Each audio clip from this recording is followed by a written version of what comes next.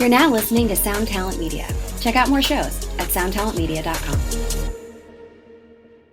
Hello, good people. Welcome to a very different but yet somehow familiar edition of the podcast.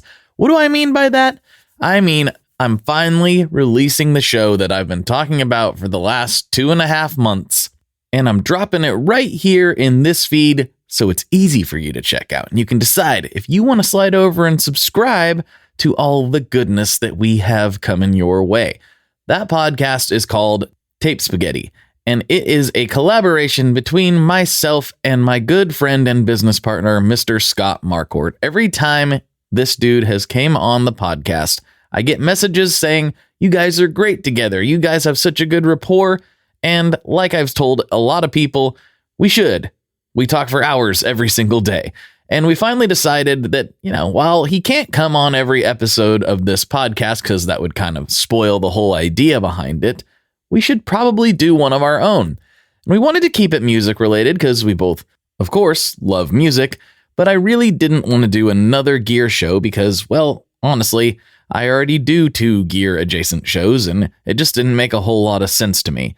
But we wanted to do something together and we finally landed on something. We decided to explore sort of the seedy underbelly of the music industry. Not necessarily exclusively crime-related things, but just some weird stories, some odd tales, some off-kilter experiences that people have had. And we found that there are no shortage of those in the music industry. In fact, I had a retired police officer reach out to me with a Portland-specific case that I am realizing is going to turn into quite the probably several episodes, actually. So it's already evolving, and I can't wait to see where it goes.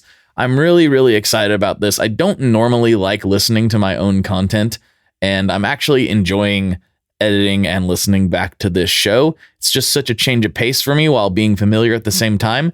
And I wanted to put it in here so you guys could listen to it. It is called Tape Spaghetti, though, as you'll hear, it originally had a different name.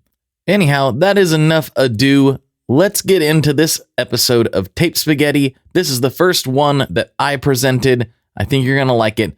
I present to you an episode all about the musical connections of Mr. Charles Manson. So he's got these people crawling across his yard with a knife in their mouth, and he's like, I see what's going on here. If you dropped a bunch of LSD and then heard their sales presentation, you might be, a Mary Kay salesperson to this day. He was going to murder these rich white people and pin it on black people. You are listening to Tape Spaghetti, a show about the twisted and tangled innards of the music industry. Some of this content may not be for all listeners or viewers, so if it isn't for you, no harm, no foul. We'll just catch you on the next one. All right, without further ado, let's get into this episode. Here we go.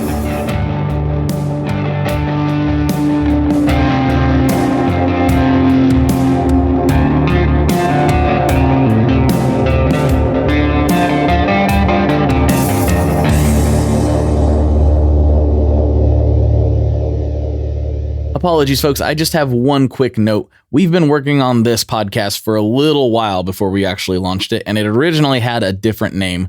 We realized that name was taken, so as you know, because you clicked on this, it is now called Tape Spaghetti, not Riff Session, and so that is why we refer to it as that here a couple times in these first few episodes. But after a while, it'll all smooth out.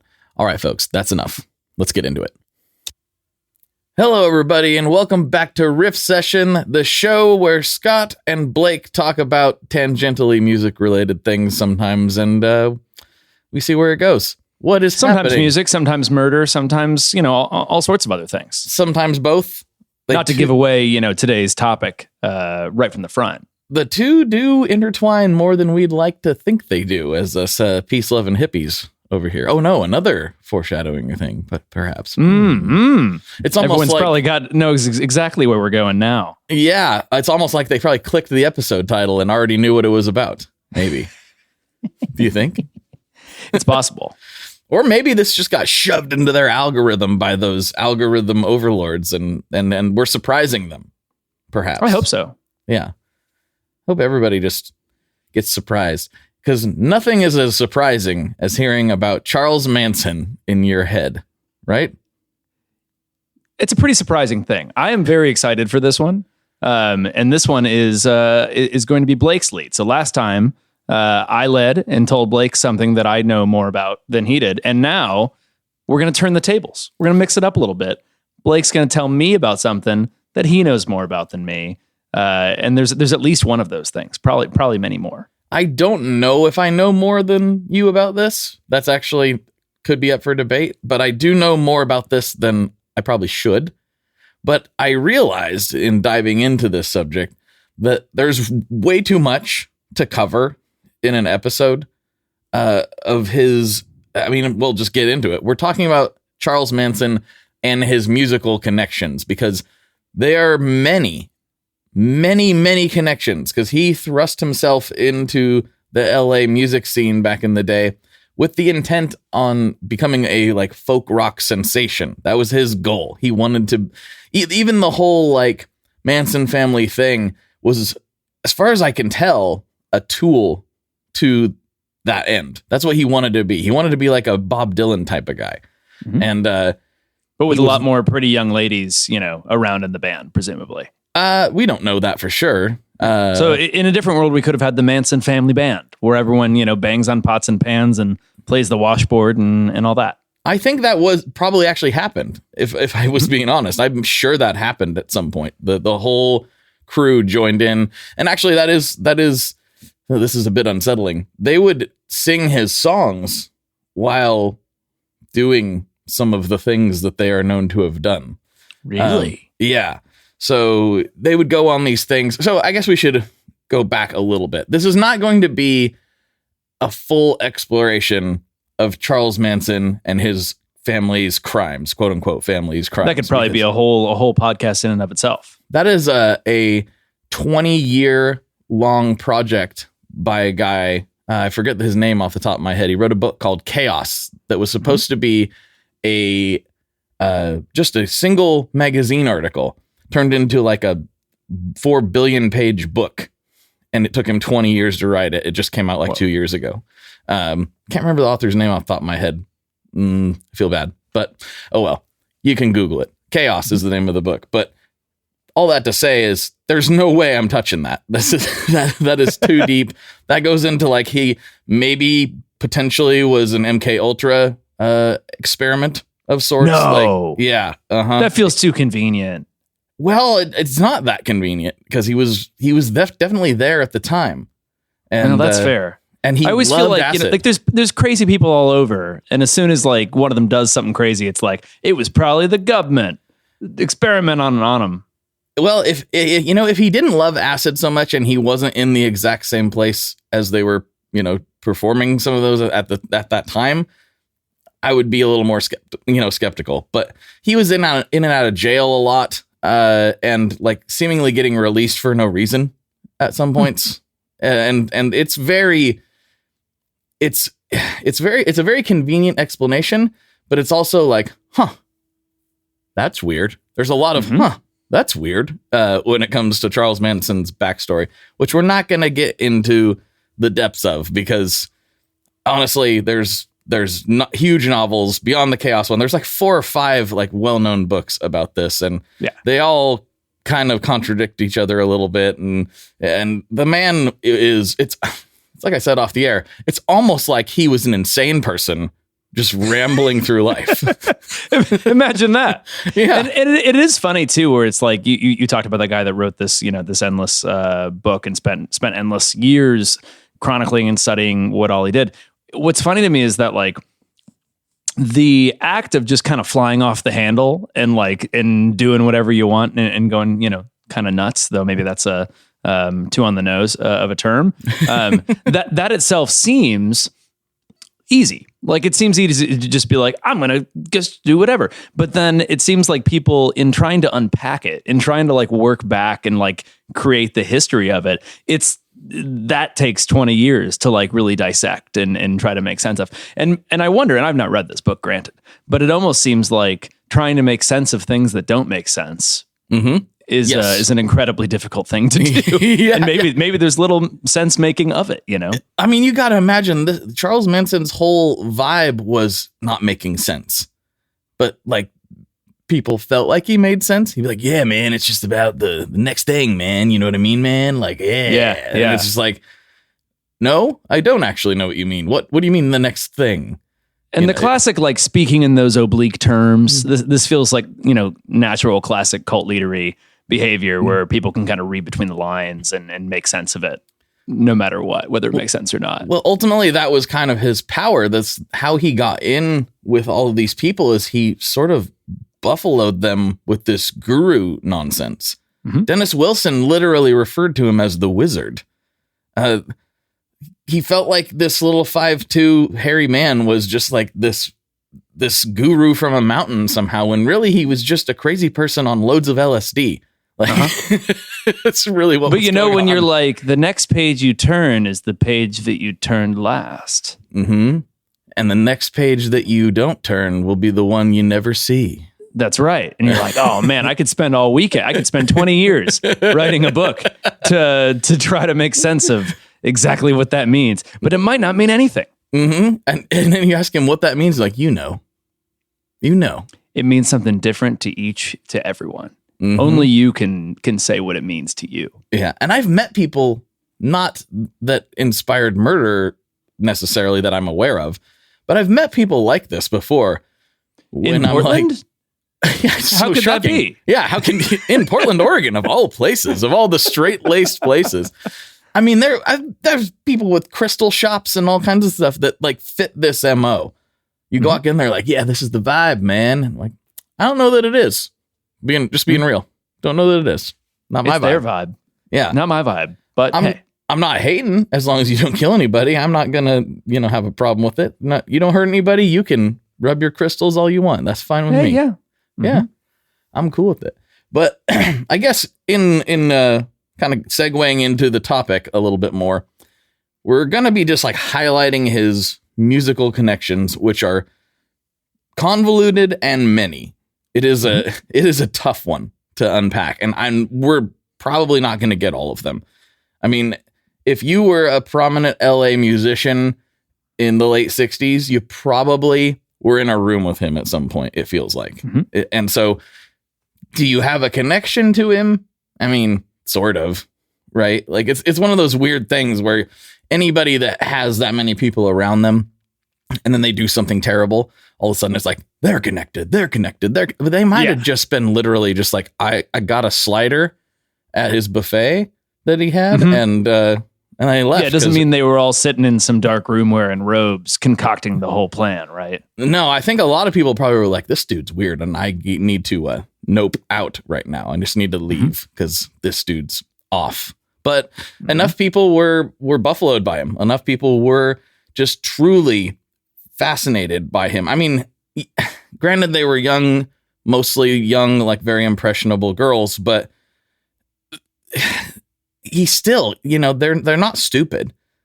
Somehow he's able to have this magnetism about him. So you can't just like write these people off as idiots, because there was a lot of successful people were taken in by him too. Dennis Wilson was arguably at the height of his fame and prominence at that point, and he didn't get there by accident.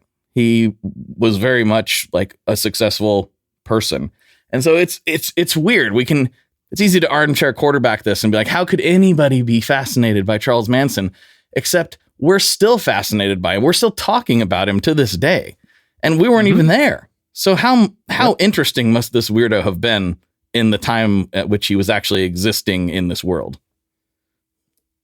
And one also always wonders too, with some of that, like, I wonder sometimes if you just get lucky on the first one, if you find some guy like, Dennis Wilson as an example, who I always associate the most with Charles Manson.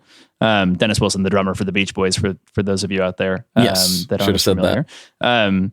And maybe you just kind of, as you said, buffalo one of those guys. And then after that, it's like, oh, that's Dennis Wilson. He's like, this is my friend Charlie. And you're like, oh, this guy there must be something to him if Dennis Wilson's hanging out with him all the time. I feel like that happens socially sometimes too, where you just get kind of, you get elevated in that way. I don't know if you like remember when like middle school, high school, like if you never like had dated a girl or anyone, like no one was really interested in you. But by the time you like you actually date somebody, then everyone else is like, oh, there must be something there. I don't know what. Can't see it, but there must be. If she saw something there, there's that. We're going to take this seriously. It's kind of I won't make the exact quote because it's pretty not correct and pretty vulgar, but it's kind of like what was said in The Departed about a guy with a wedding ring. It's just like, hey, somebody likes the guy, so he must not be too bad.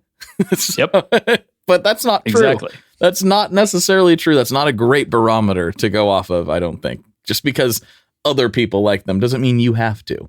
But diving in, I'm going to be looking at my phone a lot on this. I have a lot of notes. And by the way, the guy that wrote that book, Chaos, his name is Tom O'Neill. So Tom O'Neill. Yes. But I have a lot of notes here, and we're going to just kind of go through and see if we can unpack some of his musical connections. So it really started for him. So like I said, he was in and out of prison for a very long time, for years. I mean, nobody really knew who he was until the late 60s with the whole Spawn Ranch and the family and the all that stuff. But he started playing guitar in prison. Yeah. That's as good of a place to learn guitar as any. I mean, it makes a tale as old as time. You have to find a guitar, but anyway. So, and what's crazy is he didn't just find a guitar and start playing it, right? He actually was taught the guitar by a man named Creepy. For real. His nickname was Creepy Karpus. And he was part of the Barker Karpus gang, which was like the last and most famous of like the 1930s, like, see, type of like machine gun gangs. Like, oh yeah. Yeah. That was the Barker Karpus gang was super famous back then. And he was a member of that. And Ma Barker, who ran it, was actually public enemy number 1 for a while. So really? Yeah. So he's in there getting taught the guitar by a literal 1930s gangster.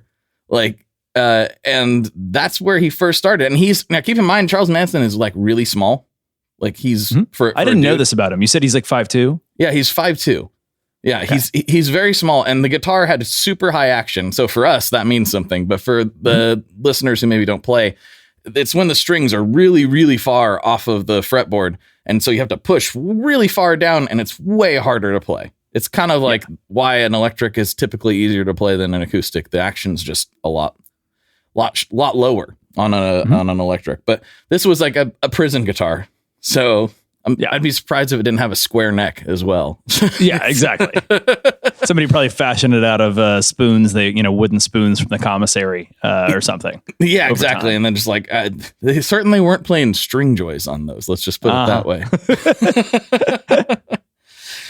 So that is where he actually first started. And again, he's got this weird magnetism to him because even in prison, people were like interested in his music. He was just learning, and he's just in there, and he's doing the same thing. He's done this his whole life. He's just in there. You can picture this scene. He's sitting in a prison cell, singing some nonsense about, yeah, we are the one, and blah, blah, blah, blah, and like just hippie psychedelic nonsense. And a prison guard looks in and says, Charlie, if you don't knock that off, you're never getting out of here. And Charles says, what do you mean by here, man? like it never stopped with that guy. Yeah, he never stopped with that like esoteric, like, what do you mean, brother? Like, like what? Just answer every question with a question, man, and you'll seem 10 times wiser. For me, I think I don't know this, but like I've met people who give off this vibe, and I'm just like, see you later. I do not want to be around you. Like, so I can't imagine being stuck in prison with the guy, let alone having the patience to teach him guitar. Especially if I'm an ex-murdering gangster, I'd just be like, you know what? This is my guitar. You go talk to the sun or whatever you're gonna do. So this is so he learns how to make music as an adult, unless he was a singer prior to this or something. I don't think so. I mean, I'm sure he sang. But yeah, I don't think he. I believe he would. I don't know the exact time when this happened, but I believe he would have been in his like mid 20s probably. Okay, yeah. Maybe early 20s. I could probably look a little further, but yeah, he was definitely an adult. Fairly late to pick up music. It is kind of like foreign languages or something. Like most people that that do it learned it at some point in their teens, or earlier, really. Yeah, 100%. It's really rare for me. I mean, as you know, I do a bunch of interviews, and the story is almost always the same. I started playing guitar between 9 and 14, typically. But once in a while, once in a blue moon, I meet somebody that, no, I didn't start playing seriously until I was 20. Like, oh, okay. It's rare, but it does happen. Are those people themselves usually serial killers, you think? Or is that not related? I'm going to ask Shermie from the Surfer Jacks the next time I see her and see if she's killed anybody. She'd probably tell me. Yeah, you never know. Yeah. Or, I mean, there could be some bodies up there in the Canadian wilderness. We don't really know. So we've got a Charlie Manson he's in prison. He now knows how to play guitar, so he's been armed with a new ability. Oh, lucky What does us. he do? Yeah, what happens from there? So he's still bouncing around. He's still in and out of prison. It's this really weird thing. So around this time after he's learned and he's getting out and through some series of Charles Manson type of escapades, he ends up in LA. And now stepping forward a little bit, I mean, he's really unfortunately associated with the Beatles' Helter Skelter because one of his family members, I don't remember who, and I should say, when we're saying family members, we don't literally mean family members. It was known as the Manson family. The Manson family. Yeah. Yeah. They were not, in fact, related. So one of his family members, when they did their murders that made them famous, which a lot of people still don't know this, Charles Manson himself didn't kill anybody. That's right. A lot of people. Yeah, he set everything in motion. But like kind of I have this weird hypothesis, and maybe this is wrong, but like that he didn't really mean for all that to happen the first time. I think once it happened and the second one, he's like, yeah, I guess we just got to roll with this. But I think the first time he was probably just, like you said, saying answering questions with questions and not making any sense. And people were like, I think he wants us to kill people. I think that's what he wants us to do. So maybe I'm wrong about that, but it feels very haphazard, right? It feels very not accidental because they intended to do it, but just like more happenstance, I guess, to me. Yeah, and after that, you double down. You're like, am I going to be like, oh, no, you shouldn't have done that. I'm going to turn you in. Or you're just like, no, that's totally. Or I'm going to turn you in and wait a minute. I've got all this other illegal stuff that we've been doing that I did do. That too. Yeah. So you got to cover your tracks. Yeah. But what he really did, he just baffled people, and he was able to dazzle enough people that he had this circle of ladies around him, and he used those ladies as, for lack of a better term, as like a bartering tool. So he's in the depths of Hollywood. He wants some drugs. He doesn't have any money. These people will do whatever he says.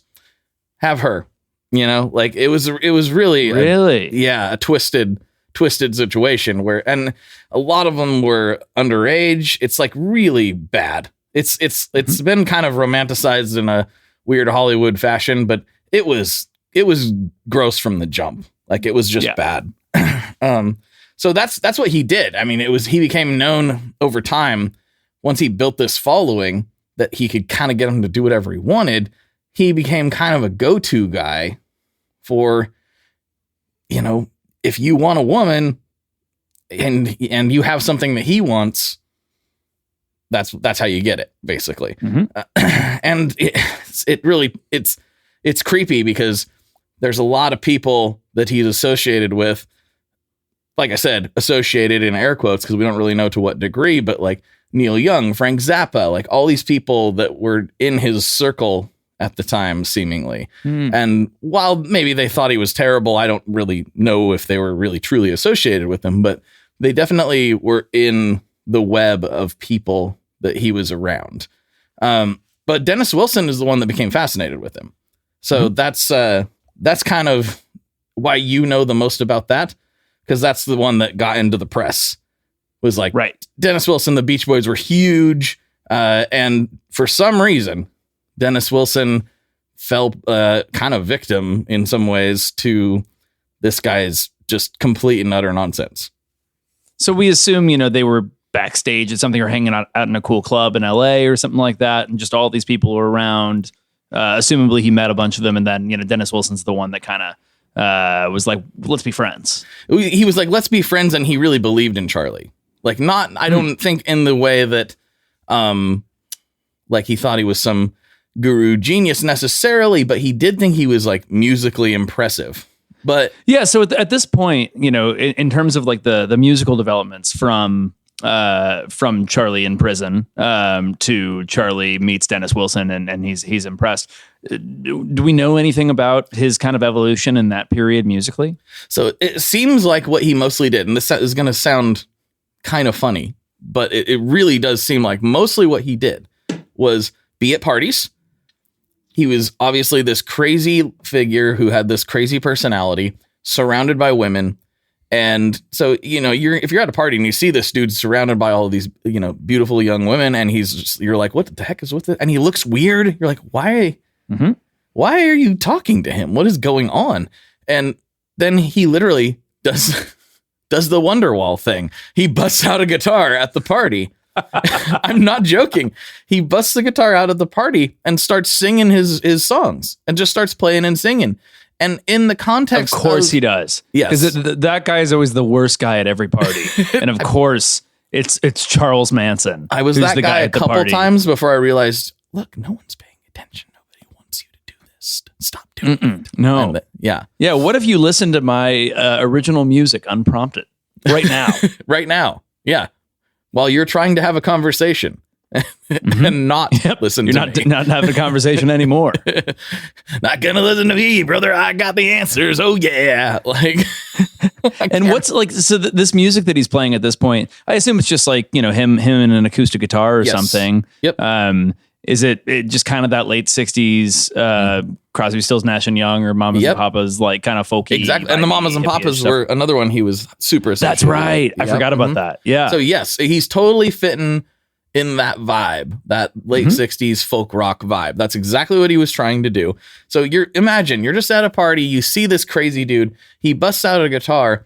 Most of us are going to be like, "Okay, I'm going to go over here now." Like, I don't want to be a part of that. But enough people, enough times, were on enough drugs that they thought that he was really impressive. And I mean, do we think it's possible that he was? Like, I've not heard any recordings of his music. We'll get what's to the that. general sense on that? Okay. Yeah, we'll get to that. That's part of the story. So, so Dennis Wilson becomes enamored with him for some reason. We don't know. There's a lot of hypotheses it had to do with the fact that he had every one of the Manson family girls. So we don't know that, obviously, but there are people who think that's why he liked it so much. And that is definitely possible. But I don't think that's fully the answer. I think he really did fall for it in a lot of ways. I think he really did believe that he had found like the next big thing, the next like Bob Dylan type of thing. And I think that because Dennis brought him in to record. Like he brought him to his own studio with his brother Brian, who's a noted like recording genius. Yeah, absolutely. And also a man that struggles to be on the straight line path to sanity at all times over history as well. Right. As many great producers, see our last episode, tend to be, you know. So brings him into the studio with his brother Brian on his own dime to record Charlie. While Charlie probably sounds pretty good in the context of being on copious amounts of LSD at a backyard event in Topanga Canyon, when faced with a condenser microphone and the raw realities that really brings out, Charlie is not very good. Charlie really struggled with that recording session, and I'm being kind there. He was terrible by most accounts. And it was so bad he couldn't sing and play at the same time. And that's not really a knock. I'm not very good at that myself, but he insisted on doing so. Because I mean, Brian Wilson can multi-track it. He can put the guitar down and they tried to get him later, to do that. I presume. Yeah, Brian Wilson was suggesting, hey, why don't we just record the guitar and we have record the vocals? And according to the reports, Charlie just straight up ignored him. He was like didn't really respond, is what I'm gathering. And maybe that's not accurate, but from what I'm gathering, he like didn't really respond. He just straight up ignored him. and said, Just kept on doing it. Kept doing it. It got worse, though. Not only is he struggling to play in time and sing at this and sing and play at the same time and stay in time and a myriad of other problems, he then thinks, bring the girls in. Bring the girls in. They're going to sing with me. So then he brings in his family and they start trying to record the family singing along with a guy who can't sing and play at the same. The recording session was a complete disaster, complete and total disaster. I don't know that any of those recordings exist. They scrapped the session. Okay. So they're just too embarrassing. We're not even going to bother with this. Yeah. I'm sure it would be unearthed by now if there was any tape left. Yeah. Or maybe not, because if it's the Wilsons, right, they already don't like the association they have with him. Right? True. You know, they were not super fans of the fact that they spent a lot of time hanging out with Charles Manson once the news broke. They were like, ooh, whoops. That's not good PR. That's not great. A difficult spin. Yeah. This might undo Pet Sounds. This is a problem, right? So they maybe do have them or did have them, but I'll be straight honest. If it was me, I would suddenly not have them anymore. Where'd they go? They're gone. Yep. Let's see ya. Nobody knows. We moved studios and must have lost them. I don't know that they exist. I couldn't find any evidence that they do. But it is possible. So moving on from there, he brings in his friend Terry Melcher, who's a very famous producer. I know that as name. Well. Yeah. I had some notes here that I accidentally deleted, but we can pull up some of his credits really quickly for everybody here. Terry Melcher was a famous record producer. He did The Byrds and Paul Revere and the Raiders and like that. Yep. He famously did like Turn, Turn, Turn. It's probably the thing that everybody's heard that he produced. So he brings in Terry Melcher, who just looks amazing in 1969, I must say. The mustache is strong with this man. He looks great. That is a man that was well armed for the 70s that came ahead. He's perfectly primed for the 70s. In fact, I don't think anyone's ever been more prepared for the 1970s than Terry Melcher was in 1969. Yes, I was hoping it would go this way. He's like, they finally caught up. I'm a genius. So he does record with him. And he gets really involved. Well, kind of because Dennis insists, right? He's like, no, this guy is really good. This guy's really awesome. And so Terry gets... So even after the disastrous recording session, Dennis is still like, no, we just didn't capture him in the right way. Yeah, and I think the right way is only on LSD at a Topanga Valley barbecue. I think that's the only way you're going to catch him in the right way. And even then, I think if you had a microphone on him at that point, it'd probably sound the same as it did in that studio.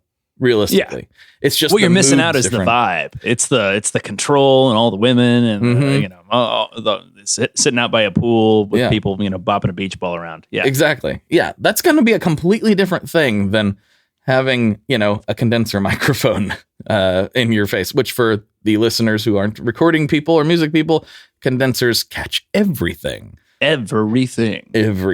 So yeah. So moving on from there a little bit, he gets they do record him, and that session doesn't go good either. It's kind of the same thing, except seemingly even more chaotic, which is hard to imagine. Did they take the same approach, or did he differ it up at all? Yeah, they tried to talk him into multi-track recording and all this stuff, and it just never really happened. Well, what did happen though is eventually he did get an album done. And that was recorded by a fella named, hold on, let me pull this up.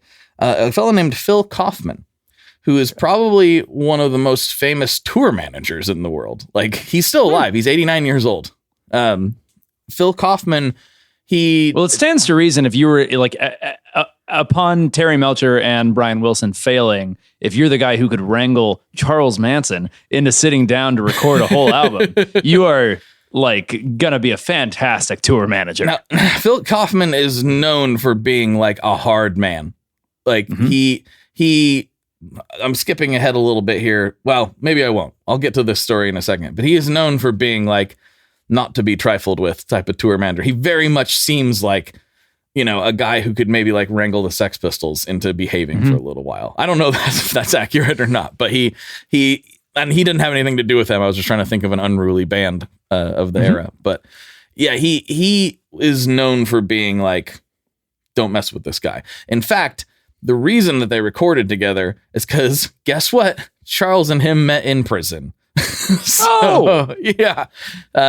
Phil was in. I got to get myself some of this prison stuff, man. It seems like a great place to build a network. Yeah, it seems like it's great. Charles was in for, I think, petty theft of some sort. And Phil was in for marijuana distribution, I believe, of some sort. I guess to be fair, in the 1960s, you know, you could make it into prison just for like having a dime bag. I mean, you still can today in some places, but in some places, that's probably a lot of these people out in LA, I would figure. So they're not all necessarily hardened criminals. Yeah, I'm not necessarily sure where that was. I'm sure I could look it up, but I'm not sure what prison they met in or where they were. But I think it was in California, if I remember correctly. But Phil Kaufman eventually records him. Okay. And now stepping back to the Dennis Wilson thing a little bit, the thing about Dennis Wilson, where he's not entirely wrong about Charlie, right? He basically took one of his songs and recorded it as a Beach Boy song. Hey, Rocky. What's up, Vincent? Did you hear about the latest? Latest what? The latest drop from Maris. It's totally insane. No, tell me more. Maris just released Enzo X. What's that?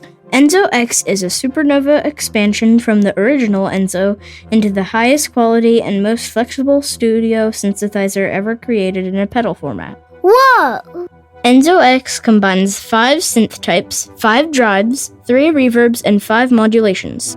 It also includes a full 2.5 second stereo delay, all in one pedal. That sounds hard to use. It's not. The UI is from the same family as the Mercury X and the LVX. It's super easy to dive in and see exactly what you are tweaking in real time. Oh, I see. It's right there on the screen. Yep. Is it this for guitars, though? Nope. You can plug almost anything into the Enzo X, including your MIDI controller. That sounds incredible. Where do I get it? You can pick up Enzo X online at maris.us or at any of their fine retailers across the globe. Did you just say across the globe? They know what I meant. Wait, are we getting paid for this? I'm still waiting on that cash money from last time. He better at least give us pizza for dinner. I'm not giving him his Enzo X back until he does. For more information, make sure you check out maris.us, and apparently I have to go order a pizza.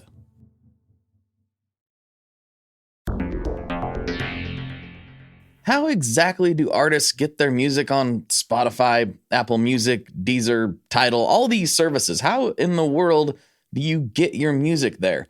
Well, in the past, you had to use something called a record label. But these days, you can use DistroKid. DistroKid is the absolute easiest way to get your music up on streaming services, and it's the most affordable way to do so. Not only do plans start at $22.99 for the entire year, that's less than $2 a month, DistroKid also does not take a cut of your streaming revenue, unlike some other services out there.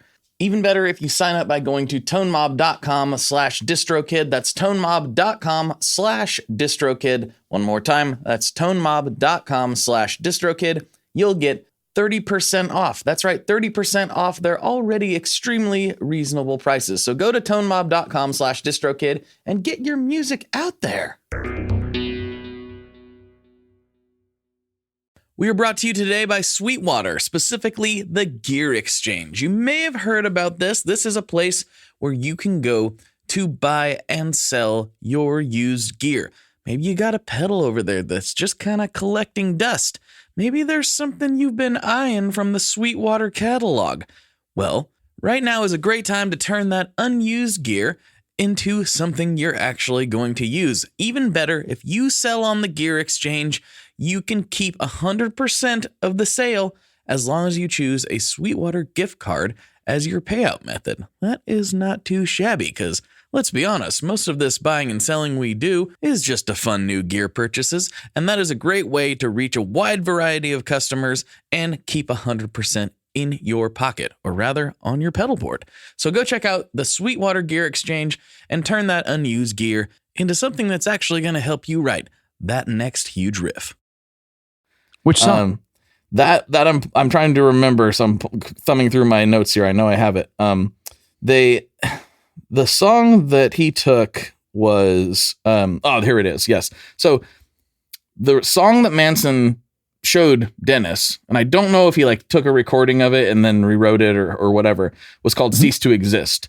And they changed the tone and they changed the lyrics and they changed a lot of it, but the bass structure was still there, and it's Never Learn Not to Love by the Beach Boys. That's a Charles Manson song, technically. Wild. Yeah. Granted, I mean, like the without re-listening to it again, the Beach Boys can make some dumb stuff sound pretty good. Like Giddy Up 409 and Surfing Safari. Those are dumb songs. Yeah, for sure. Like, not that they're not good, but they're dumb. Yeah, dumb can be good. Yeah. And they did a good job with that It super stuff. can work. So maybe, they don't need a whole lot of source material to work on. Yeah, but Charles heard that and was really mad, and that's why he went to record with Phil. He was like, I knew it. Like, I knew I had it. Man, I had it. Man, I knew I was going to have something. So this is happening outside of his buddy Dennis kind of, shepherding him through everything. Charles is kind of making this work. Yes, Dennis and co have pretty much abandoned him at this point. They've realized this guy's I know he was like living in Dennis Wilson's house in That's LA when they were for recording a period of time as well. From my understanding. Yeah. Yep. And so it sounds like at this point, Dennis and most of the Hollywood musicians have pretty much said, I think he's insane. And we're going to go ahead and not invite him over anymore. And this better late than never. Yeah. This really upset Charles. He was that. Some people think that's why he started doing even more drugs and getting more off the rails and getting like, because he was like frantic. He's like, no, this thing I'm trying to do is not working. And now all of these people that I was associating with no longer return my phone calls, basically.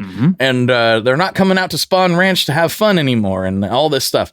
So Charlie starts really getting crazy, but he hears that Beach Boys track and he's like, that's my song, or that's my song, or something. Yeah. I mean, hey, that would upset anyone. Yeah, of course it would. I mean, it's kind of like real. It's hard to feel bad for Charles Manson, but that is a dirty move. Let's be real. Yeah. And Dennis took full credit for it. It's not credited. Oh, really? So they didn't credit. Oh, wow. See, yeah. I mean, that's brutal. So that's some people. I don't think I'm going to go this far, but some people theorize that that's like really what pushed him over the edge to finally do the deeds, or orchestrate the deeds, rather. Yeah. So they record that one. But so Phil Kaufman starts producing him. They get a record done, and the record is called Lie, the Love and Terror Cult. Oh, I don't know if it was called that. Like, there's no way it was called that back in the day. I don't think it was called that in '68 when they recorded it. Now that's the crazy thing. This isn't like an OJ, like If I Did It, sort of thing, where like the album title was right there the whole time. I think that is why they capitalized on it, though, because what happened is he recorded it not too long after that. Like, while he was basically like I said, this story is broken up and kind of hard to get straight in my brain sometimes. Phil recorded it, and Charles had no money. The deal was, which is a weird deal to make, if you care so much about your music that it's going to cause you to go crazy. He tells Phil, if you pay for the pressing, you can have the rights to my music. Oh, wow. Which is kind of odd, right? Well, then so why maybe would he you wants even the care? legitimacy more than he... I mean, I guess that still makes some sense, right? Like, it's not about the money, but it is about, like, I just wanted to get it out there and be a musician. I'm a real musician. There's an album out, that I did. Yeah, that could be. Yeah, it's hard to know what Charles's motives were. Sure, yeah, we're hypothesizing here. So he records it, and the murders happen, which sounds like a weird thing to gloss over, but I'm just assuming that in the context of this, that there's a few murders that occur, and a few murder. The Tate Bianca murders are probably arguably the most famous murders in American history. You can look it up if you have no idea what we're talking about. I'm surprised that you clicked on this episode, and I'm surprised that you've gotten this far. So I'm just assuming you have some semblance of an idea who Charles Manson is and what he is famous for, and it's not his music. Yeah, if you thought we were talking about investing on this episode, that's Charlie Munger. That's a different guy. Wrong Charlie that you clicked on for the podcast. Yeah, as far as I know, Charlie Munger never made a record, and B never murdered or was involved in the murder of anyone, as far as I'm aware. He's certainly never made a record. You're absolutely right about that.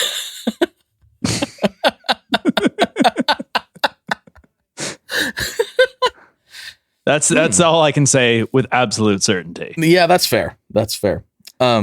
So he makes the record. He gets in prison. He gets in prison. He is arrested and thrown in prison for being a part of these murders. Well, Phil still has all these records. Okay. Mm-hmm. So did they come out like at this point, or are they just like he has them like based in his house? Okay. Just stacks and stacks of Charles Manson records. I don't know. Oh, I see. Yeah, he made them, but there's tons of them. There's tons of them. And so he's trying to sell them, and nobody wants them. Nobody, no record store wants them. They're like, this is actually like a thing that occurs, especially in the old physical music days. Like with any other business, you have to guess like, hey, we've got this album and we're going to make however many copies that we think there is, so that there's enough that you can make. When I used to work in the music industry, this would happen. You'd have to kind of guess how many to come up with. And, you'd typically want to make sure they're in every store. So you'd do a whole bunch of that. And then they had to go somewhere at the end of the day. Mm-hmm. I remember one particular, the label that I worked at, it was like a Rich Robinson Black Crowes record that like, I haven't listened to it. It might be fantastic, but it didn't sell very well. Or it sold okay and they made way too many of them. And I remember one of our guys sitting out back by the dumpster with a bandsaw just sawing through these Rich Robinson records to try to destroy them and loading them into the dumpster, because you can't just like sell them off secondhand, because some of the stores bought them and they own them and they would like to sell those. You don't want to flood the market. So anyway, this happens. There's probably a lot of music that has been sawed through on a bandsaw or something or other. And in this case, he actually has them all still around. And I'll turn it back over to you for the story. That's fascinating. I knew obviously that you worked at the record label. I did not know the Rich Robinson sawing story. That's unfortunate. I'm sorry. Yeah, I don't want to sound like it's like that makes it sound like it's the worst record ever. It could have been great. It's just not everything connects or sells at the time. Oh, for crying out loud. Or you think it's going to be huge and it's only medium. Most of my favorite records did not sell that well, realistically. Yeah. So that's not a knock on anything. But Charles Manson's record wasn't selling specifically, not just because like the music was kind of, honestly, some of the songs are not bad. Like they're not great, but they're not bad. I've heard way worse on modern country radio for sure. Like definitely, but they're really not terrible. But there was nothing in there when you listened to it that you were like, oh man, this is a bop. This nothing like that. I'd give it a C+, B-. Okay. I mean, that's not bad. It's not bad. Maybe C. I think I'm being generous. Yeah, I was going to say B- feels B- is pretty good. Actually, high. no, I'm going to go with a solid C. Okay. Yeah. Well, it gets a passing grade. I mean, I don't like turn it on and listen to it for fun. I've done it for research and curiosity a few times, but it's not like, ooh, I remember turn you on working Charlie's on record. We're going to have a great day. Yeah. I remember you were working on that dubstep remix project that you were going to do of the Charles Manson record, if I remember right. Don't tell everybody. It's not. That's coming out next year. Yeah, it's coming out, dropping next year. Yeah. DJ Bled coming out with the Charles Manson remix. But so he's sitting there, these piles of records. It's the middle of the night. Charles is mad. Charles at this point thinks that he's from not prison. Them. Yes. Not selling them on purpose. He wants the records back. And Phil's like, no, I paid for these. They're mine. Like we agreed that they were going to be mine if I paid for them.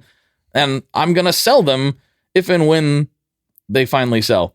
But he's, again, this is different than even when you worked in the industry. He's physically driving to record stores being like, do you want this record? Do you want this record? And they're like, no. I do not want that record. And they say, I can't sell it. He's a murderer, which is ironic because we know that it would only sell because he's a murderer. Right. Yeah. I'm like, I wonder if these people are like, this is a pure part of the American experience. Because to my like modern now brain, I'm like, that's probably great for sales. So many people are going to want to buy the murder record. That's what he was trying to say. He's like, no, people will buy this. Of course they will buy it. But the record store owners apparently weren't having it.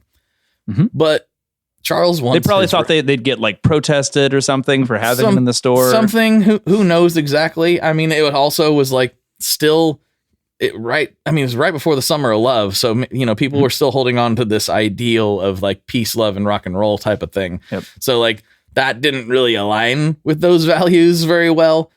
And especially because Charles Manson is sort of known as the face of what killed the hippie movement. And this would be after the Summer of Love, I believe, right? Right now, it's like right during. So yeah, okay. Well, at least of the same year, it's 69. Mm-hmm. So yep. Because he recorded it in 68. The murders happened, I believe, in late 68 or early 69. Mm-hmm. My timeline might be a little bit off, but it's right in that ballpark.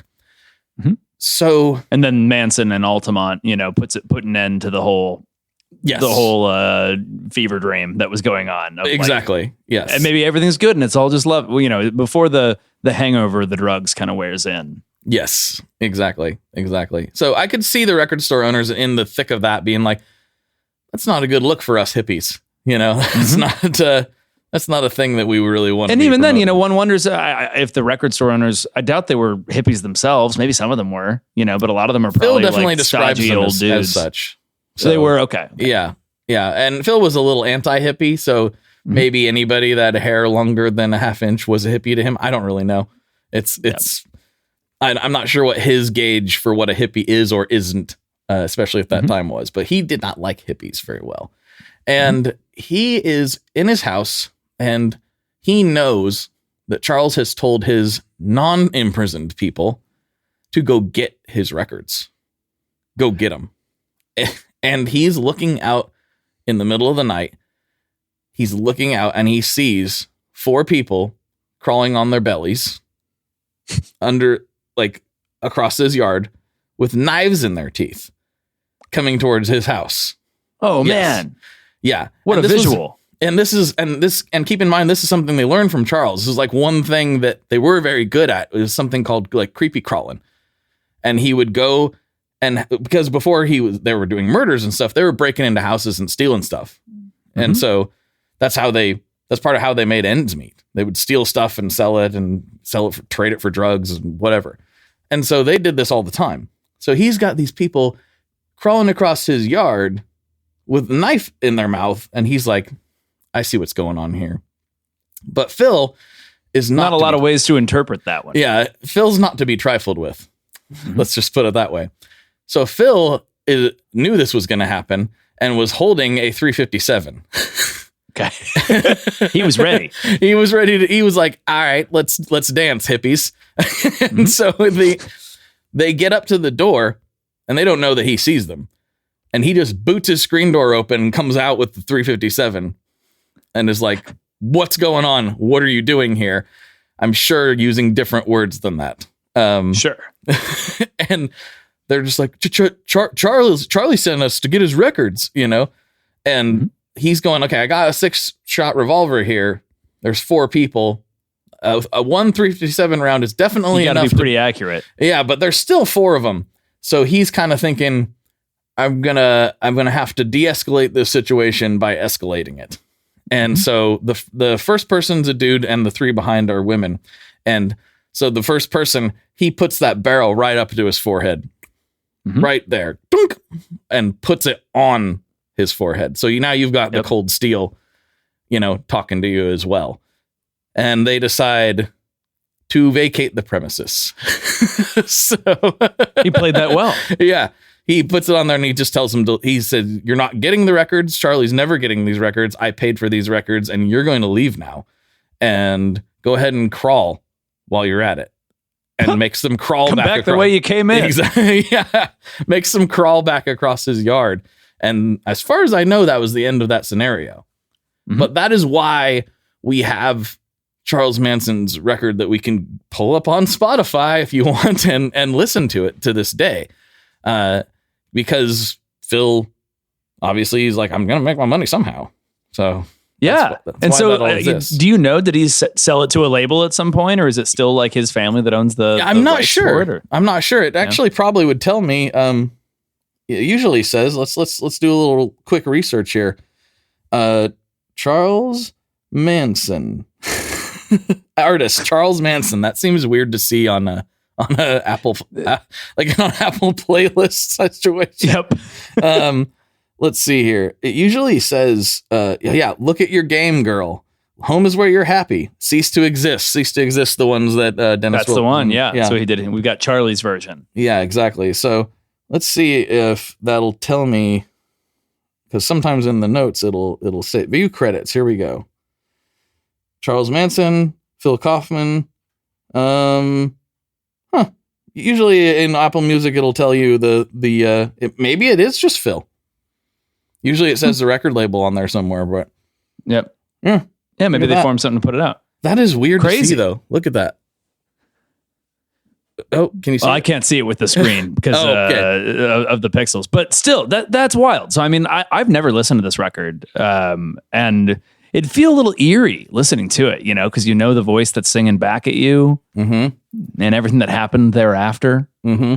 It's very, very strange, and I think that pretty much sums up the bulk of his musical things. But I do want to kind of start to wrap this up with a Charles Manson quote, if you don't mind. Well, I've got one question, but you hit me with a quote, and then I've got another one after. I think this is a good one to wrap it up. So ask the question first. Yeah, so you were talking about Helter Skelter. So just to come back to it, so that was written by, you said, one of the Manson family members, right? Like, yes. Not Charlie. It was written in blood on the wall, I believe. Yeah. Oh, okay. So like when the Beatles just setting those lyrics to music after that, or did no, the Beatles did that before. Oh, okay. Yeah. So we need to get into that. Connected? We need to get into that a little bit. I kind of falsely assumed that people maybe were more familiar with that. So, excuse me. No. Sorry, you don't know as much about murder as I do. So I'm not saying that's I'm saying that's probably a good thing for you.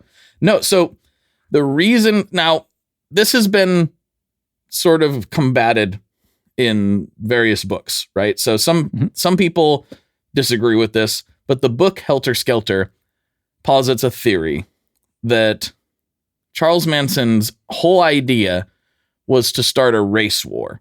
He thought that he could pin these murder. This is just what the book says. So I don't know. And this has been a popular consensus for a long time. He was going to start a race war between black people and white people, and he was going to murder these rich white people and pin it on black people. That was the idea.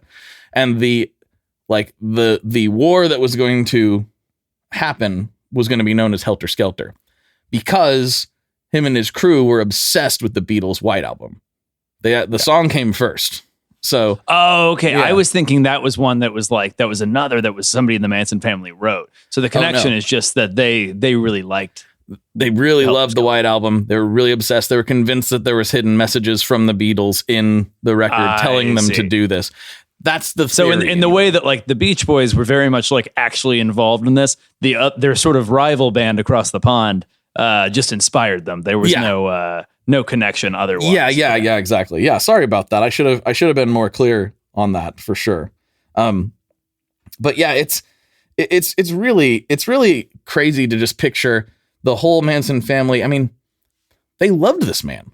They loved him. I mean, these songs that you can listen to, they're sitting around the campfire at Spawn Ranch singing all these things. The whole, however many of them were there. They're creepy crawling into people's houses. They're singing these songs. They're dumpster diving. They're singing his songs. They're like truly inspired by this guy. Yeah. And this is why this quote, I think, is so true and also so unsettling. It's very creepy. Rolling Stone did an interview with him in '69, and he said this about young people and music. He said, they can hear it, but they're not so conditioned that they can't feel it. Music seldom gets to grown-ups. It gets through to the young mind that's still open. And that's part of why everybody around him was so young. He knew that through a cocktail of drugs and music, he could convince them that he really was something special. And it does take you back a little bit to those days when you were about that age. It's like, would I have fallen for Charles Manson? I don't think so. And drugs, but music, maybe. but also access too, you know, like if you're young and somebody invites you and suddenly you're backstage somewhere, or like, you know, at a club or at a party where, you know, the Mamas and the Papas and the Beach Boys and Frank Zappa or Neil Young or all these people are around. You want to, who doesn't want that, right? Yeah. You're gonna do whatever it kind of takes to be in that world. I guess. mean, we're in our 30s and that would still be cool. Right? And you see this happen a lot. Yeah. I mean, like even like a thread that I think ties within it, though it's a lot less extreme in other cases, but like there was some trouble with Burger Records, like sort of garagey record label, recently, like in the last 10 years, where it was the same kind of classic issues of like the guys that ran it were in their, you know, early to mid to late 20s, and they were all like dating 16-year-old groupies and stuff. Oh. And it's weird, but it's one of those things where it's like the 16-year-olds, they were like old enough to come to the shows because they'd be all ages. And then to get sort of further access and be a part of that, they ended up kind of squirreling their way in. Well, that sounds like it puts it all on them. I think it was, you know, took two to tango there. Oh yeah, for sure. But you do see that as a phenomenon of like, you know, groupies are frequently like young, impressionable girls that, you know, want access into this, and then of course are being taken advantage of too by the people that have that access to grant. So to me, yeah, it's a minor thread, not to compare all these things to Charles Manson exactly, but I think that is a phenomenon that occurs inside of music, because music's rebellion, and you leave your parents' house and you go into this, you know, this concert, and it's insane, and you want to be a part of that world. And so sometimes like following some weird old dude might be a way to guarantee longer term access. Being to that real, world that you like, wanna be a part of. like I don't think I would have fallen under the spell of Manson necessarily, but if Charles Manson himself came to 16-year-old Blake and was like, "Hey, you can come hang out with your favorite band. Hey, look, I can get you in here with Rancid," I'd be like, "Oh yeah." All right, let's go. Yeah, like Exactly. I'm coming with you, right? And that would put you in a dangerous situation, and predators know this. They know these things that we're talking about, and that's what makes them so dangerous. Charles Manson, regardless of not actually physically committing the murders and maybe like not mentally being very fit, he was absolutely a full-blown scumbag predator. Like he knew what he was doing. He knew. And this is the thing, his as thing. like a long-term sort of fan of cult documentaries and things like this, like one thread that often comes up is they've done multiple studies to try to be like, hey, what is the thing about Jim Jones and Charles Manson and these sorts of people? What is it that's so unique in this cult leader character? What is it, some gene that they have, or like some talent they have for being so charismatic? And what they generally find is that they're actually not that unique or even that charismatic in and of their own right. Their great talent isn't like that they just have this incredible charisma. Their great talent is that they have a really good eye for identifying the people that are kind of in the right frame of mind or in the right place of their life, or, you know, in a troubled scenario, such that they're impressionable and will follow them along. Yeah, that makes a ton of sense to me. Because that's what I've always heard. And it's still in my head, I'm like, Jim Jones seems like he must have been pretty charismatic. And so, you know, obviously it's a broad brush, but that's what I've heard multiple times. It's really just, they're really good at identifying the right people that could fall into their traps and focusing their energy on those people.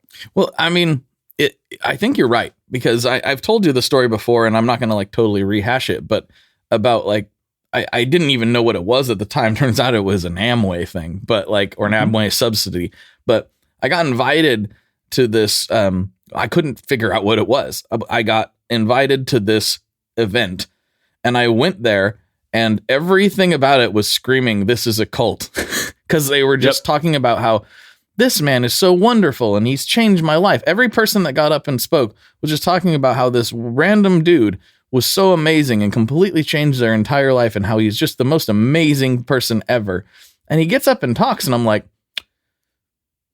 seems like a dude. Like, seems like a regular dude that's decent at public speaking. I don't see it. I really, really don't see it. And he kind of singled me out after the thing. And I was like, I got to get out of here. Like, I got to go. This is not good. And he kind of singled me out and was like, so what'd you think? I was like, I still don't know what you guys do. He's like, well, come to the next one. And I was just like, I'm not coming to the next one. Like, that's the classic thing. It's always like withhold information so that you just have to just take one more step to learn like a little bit more, and then another step to kind of use your curiosity against you. And yeah, those people usually like, it's frequently like Kohl's or Starbucks or something. They'll just like strike up a conversation with you. And then, it seems like you really hit it off. And they're like, what if we get coffee? And then they have a second thing. And they're like, oh, I think you'd love this guy or this thing that I do. That's exactly what it was. A meeting. 100%. Yeah. Which is why I never talk to anyone. I don't, stranger danger as far as the thing is I talk to everybody. And so I'm like open for this kind of thing, except my radar is usually pretty good, but my curiosity did get the better of me in that situation. I was like, well, I guess I'll go to this thing and find out what this is all about. But by the time it was over and I still didn't know anything it was about, and I was like, this is a cult, I was like, I gotta go. Like, I gotta get out of here. No, I will not be returning to your second one. And but that, to be fair, they didn't like make you drop a bunch of LSD. If you dropped a bunch of LSD and then heard their sales presentation, you might be, a Mary Kay salesperson to this day. I might be. That's a good point. My brain was in a pretty good spot at the time, so if I didn't have my wits about me, I could have fallen under the spell. Well, let me put it this way: if same thing happened, but instead of just going straight to some hotel ballroom or something, they took you to the Troubadour and you're hanging there with Frank Zappa and Neil Young and you're doing a whole bunch of LSD and now you're making it sound awesome. Yeah, exactly. Now that sounds pretty awesome. Now you're like, okay, this is fun. Yeah, now we're talking. That sounds like a good time. Hold on, I'm rethinking my position on this. Well, I just got to live at an old movie ranch? That doesn't sound so bad. Yeah, that sounds great. There's probably an interview out there, but like from the whole kind of story you said, the one person that I really want to know their perspective on it is Frank Zappa. Yeah. Because Frank Zappa is like famously sober, like was not, he never did the drugs from what I've understood.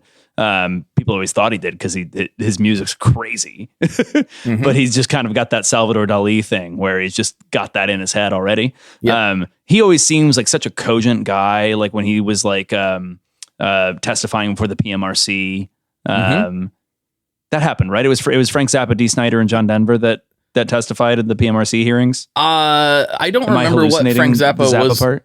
I can't remember. I know Dee Snider did. I can't remember what Zappa was testifying in front of Congress for, but he did. There's something where he's testifying in front of Congress. Yeah. Yes. And he's a ton of interviews. He seems like a really smart dude. He seems super smart. So it would like really change my impression if like he were kind of taken with Charles Manson. I feel like Frank Zappa is a guy who could call bullshit. And I don't know that like, and he might have just been, getting a cocktail there next to the guy. Yeah, exactly. Yeah. He's just there at a barbecue. And like I said, I don't know how tight the connections are, but there is like a loose something. I don't know what that is exactly. But I said all that in the beginning to try to kind of explain, like, we always think this about cult people. We always think like, how? And it's actually not that crazy to see how, if you really think about it. If you really think about it in the context of like, this is going to get a normal person, quote unquote, closer to their favorite artist somehow, that's the first step. And it's not that crazy of a leap. I think most teenagers would be susceptible to that to a degree. Absolutely. And I also think when we talk about like cult leadery, charismatic characters, we imagine that all of them drew up this plan, in a storage unit with yarn and and papers on a corkboard. When in reality, it seems that that's not usually the case. I think what a lot of times happens here is that certain people end up at the right place at the right time. They find that they suddenly now have some power that they, through kind of good fortune, and that power affects people differently. But in general, it's not usually a positive effect. And so I think it makes sense that some small percentage of people that kind of luck their way into having some power over some people take it and run with it and keep doubling down and find themselves in having done some heinous shit. Yeah. Well, and it makes you wonder too, like how much of it they really latched onto him. I mean, they're singing all his songs all the time. They're telling, oh, let me ask Charlie, like, oh, it's like very flower childy stuff. And it makes you wonder how much of that starts affecting the cult leader. How much of that they start believing their own like nonsense. Like how much, like, maybe I am totally a genius. Maybe I'm the man. Oh, I am the man. Yep. Yeah. Like, it has to happen to a degree, I would think. The human brain's ability to rationalize is incredible. I mean, we have this in us. I tend to sometimes think it like comes down to like part of our fight or flight or survival skills, where it's like if it's 50,000 years ago and someone's threatening you and you have to like murder this guy to defend yourself and your family, your brain needs you to be able to like get on with life. Like immediately after that, it very much needs you to just like, okay, we got to find food now. Whatever happened. But we have to stay alive. So it feels like our brains are so good after the fact of being like, well, what else could I have done given the circumstances I was faced with? This is the only opportunity for me. Yeah, exactly. And yeah, it's just insane how somebody like him can weasel his way into these scenarios. And obviously this is a very extreme example, but there are a lot of times where you're like, that guy or that gal, like, what are they doing here? Like, not because they don't deserve it or whatever, but sometimes you're just like, that's a crazy person. What is this crazy person doing in this room with the rest of us type of thing? Yep. Not to try to exclude people, or I'm not even talking about like, I'm not like trying to judge people with mental health issues. You just run into situations where there's a Charles Manson light in your circle sometimes. Maybe that's just in Portland. And you're like, what are you doing here? Like, why? How? It's crazy how it happens. But I mean, they're just trying to do their thing too. So as long as they're not actually Charles Manson, whatever, I guess. That's a good litmus test. Yeah. Are you Charles Manson or not? Well, and if not, then we're cool. Yeah. If so, no. I have three takeaways that I have learned from this fabulous story you've told me here, and this is, I think, how I'll exit at least every episode where you tell me something. Okay. And those three takeaways are: friends don't steal songs from friends. Yes. Got to give people credit. Yep. 2, gotta be careful who you take LSD with. Mm-hmm. Don't just do it with any. Yeah, and how much you take also. And then, of course, always, number 3. Never trust the guy playing Wonderwall on an acoustic guitar at a party. Never. Especially if he sounds like this. That's like an extra layer of things to absorb from this. So I think with that, I will take us out. This has been Scott and Blake explore the music of Charlie Manson. I learned something today. I hope that you guys out there did too. Right on. Thanks, folks. We will talk to you next time. Please remember, like, comment, subscribe, all that music-y good stuff that you do on the internet. Please do that for us. It would mean a lot to us. And whatever platform you're listening to this or watching this on, do the things that help shows out. This is a new show, and we want it to do well, and we want to keep doing it. So if you like this, please let us know in the comments. Give us a review, all that stuff. Send us all the stars. All right. Later, folks. Bye. One last thing before we totally sign off here. I just want to remind you that if you do any shopping at Stringjoy, that's Stringjoy guitar strings made in Nashville, that will help me out as well. As I've said for years, I'm heavily involved in that company, and I really do think they're making the best products on the market.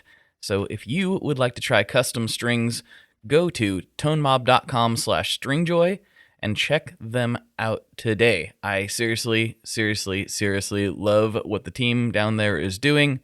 I help them out with all kinds of things, and by you supporting them, you are also supporting me as well. And hey, you need some strings, so why not get some custom strings just for your guitar and playing style?